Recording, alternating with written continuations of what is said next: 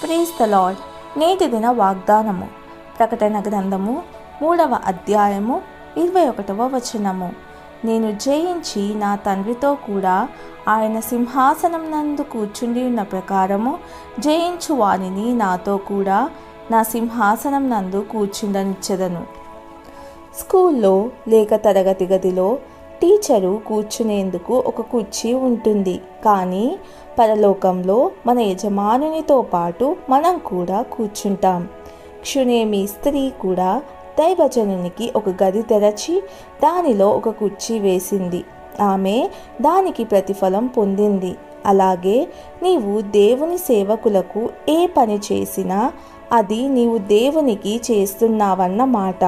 ఈ కుర్చీ దేని గురించి చెబుతుంది అంటే ఒక స్థాయిని కుర్చీ సూచిస్తుంది.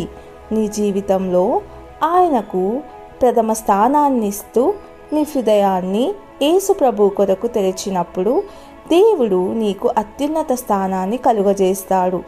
యేసు ప్రభు మన హృదయంలోనికి వచ్చినప్పుడు వెంటనే మన స్థాయి దానికదే మారిపోతుంది.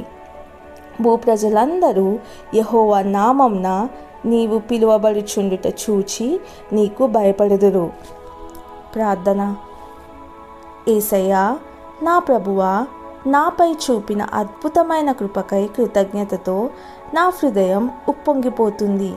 అగాధ లోయలో నుండి, దొంగ ఊబి నుండి నన్ను పైకి లేవనెత్తి ఉన్నతమైన స్థానాన్ని ఇచ్చినందుకు వందనాలు.